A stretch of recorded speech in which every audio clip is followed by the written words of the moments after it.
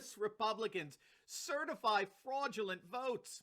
In this video, we're going to take a look at the major wins going on in two battleground states for the Trump legal team, how the betrayal of Republican certifiers is actually turning out to be a big nothing burger, and how Republican legislators are stepping up big time to make sure that every legal vote is counted and every illegal vote is thrown out. You are not going to want to miss this. Welcome, everyone. Actor Steve here with you, ready to bring you our latest episode celebrating the inevitable collapse of left-wing globalism and the unstoppable rise of a new conservative age. So if you haven't already done so, you know what to do. Make sure to smack that bell and subscribe button. We'd love to have you as a regular part of this channel where each and every day we focus in, laser focus on optimism and encouragement in the midst of all the defeatist fake news spewed out by the mainstream media. Now, some great news on our end. Our Turley Talks podcast is now ranked number 11 for trending news in the entire United States. This is obviously a huge milestone for us, and that's all thanks to you, my incredible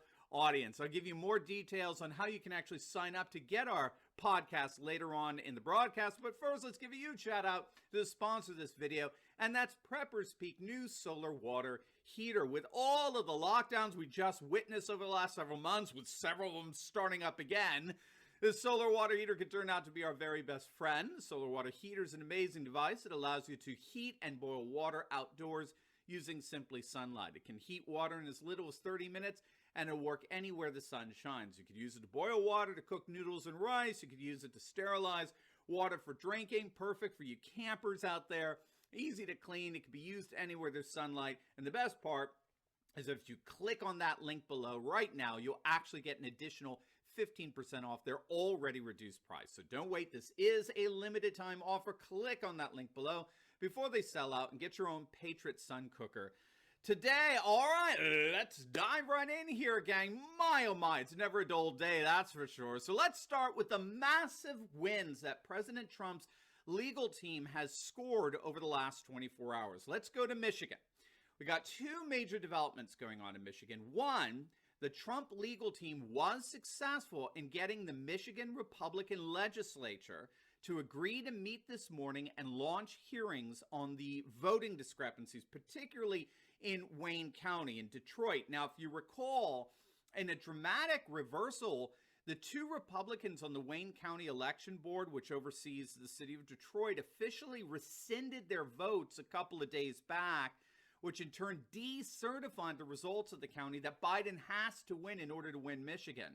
Both Republican electors signed sworn affidavits that they were threatened, they were intimidated, they were bullied into voting to certify ballots, the integrity of which were so obviously compromised. In their signed affidavit, the Republican electors testified that they were pressured to certify the vote, even though there were discrepancies in nearly 3/4. You heard that right, nearly 75% of Detroit's precincts, where the poll books and the ballots simply didn't match the various qualifications in the chain of custody and alike. But unfortunately, as I'm sure you've all heard, they have since voted to certify those supermajority of ballots that are legally suspect. One Republican defected, and the other simply abstained from voting. And I know this was like a blow to the solar plexus for a lot of you, especially the way the leftist activists disguised as journalists were just running around in CNN, hopping and skipping to the news. But this has prompted GOP legislatures in Michigan to step up, and they're saying, that's it. We want a full audit of the votes in Wayne County and all the counties in Michigan.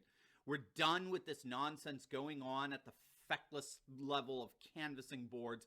So the Michigan Republican-controlled legislature is officially holding hearings investigating what's going on specifically in Detroit, with that 70+% of their ballots having all kinds of irregularities. Now, the second big victory in Michigan involves a lawsuit that's been filed by David Cullman to stop the certification of vote in Michigan that's been taken up by the Supreme Court in Michigan. Now, in a narrow decision, the Supreme Court turned down their appeal to stop the state certification, because now that the Wayne County Board of Canvassers has already certified the fraudulent vote, the injunction was moot. But, and here's the key in all this, very fascinating, the court came out and stated very strongly that the issues of fraud that were raised by David Cullman in his numerous signed affidavits, by some of the who's who of Michigan politics. So we're talking a former attorney general, we're talking a former secretary of state, all of whom signed sworn statements witnessing massive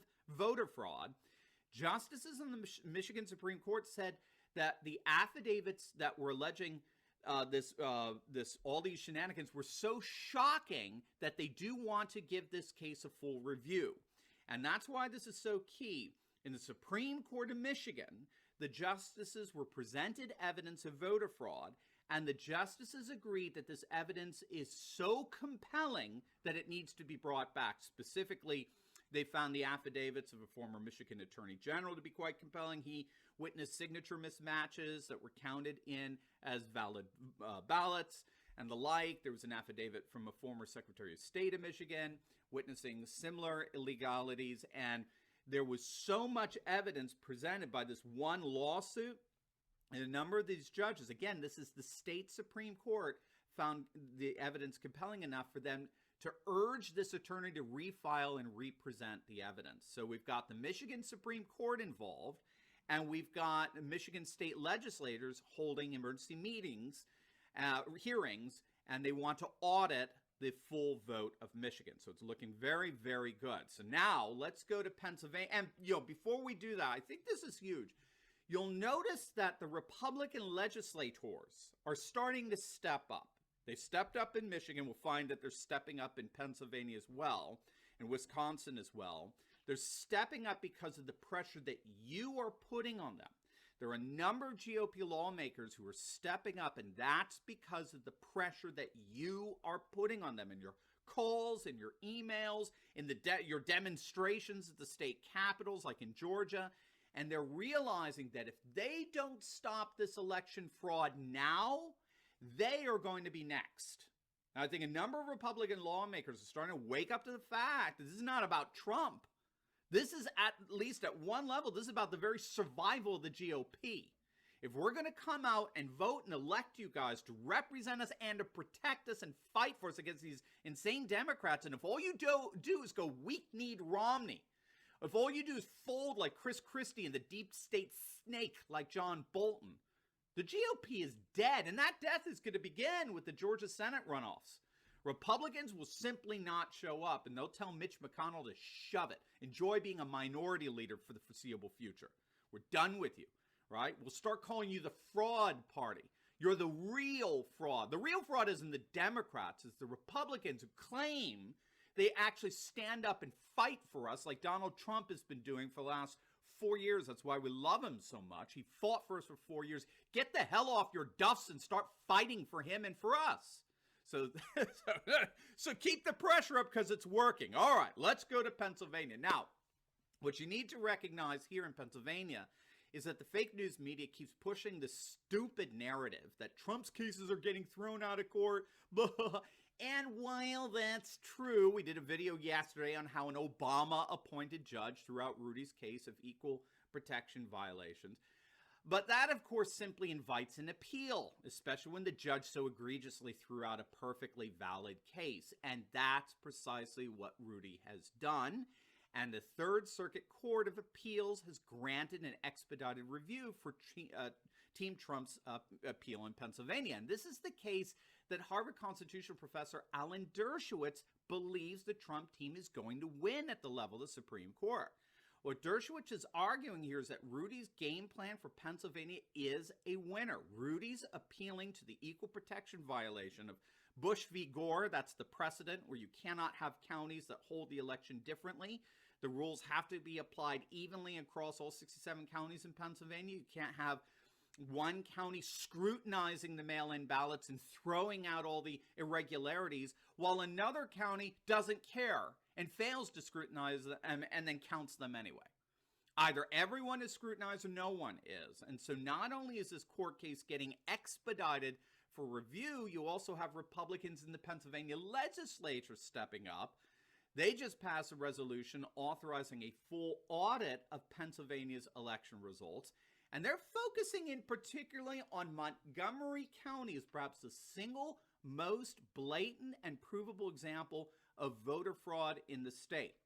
Before we get into that, we've got something for you podcast fans out there. As many of you know, we recently launched our brand new Turley Talks podcast, which tens of thousands of you have been downloading. I cannot thank you enough for that. We're so excited to share with you that we are now the 11th most downloaded podcast for trending news in the entire United States. Number 11, gang, and we have you to thank for it. But you can actually help us make it to number 1. We can become the number 1 conservative news and commentary podcast by simply clicking on the link below in the pinned comment section and signing up to download our new podcast. Twice a day, every day, you can take Turley Talks anywhere you go, so make sure to click on that link below and sign up for our Turley Talks podcast, and let's make it to number 1 together. So exciting. All right, so we talked about this on yesterday's video, but we now have actual incontrovertible proof of election fraud coming out of Montgomery County in Pennsylvania, okay? Now, analysts from Revolver.News have cross-referenced the voting data as recorded by the New York Times data with the Montgomery County voting data. And what they found, we talked about this yesterday, what they found is that just after 9 a.m. Thursday, November 5th, a batch of about 90,000 mail-in ballots got added to the vote total. Okay, this is non-controversial. Both the New York Times data and Montgomery County data record this. There were, however, 2 major anomalies associated with this massive ballot dump. First, 95% of the ballots were all made out for Joe Biden. Again, totally incontrovertible.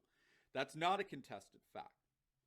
The problem is that this massive level of support is completely anomalous to all other percentages of support before the dump and all percentages of support after the ballot dump. In other words, we are simply not seeing a dump of mail-in ballots anywhere else in Pennsylvania voting data with 95% support for Biden. Now, you may say this is just, well, it's a, maybe nearly 100% Democrat precinct.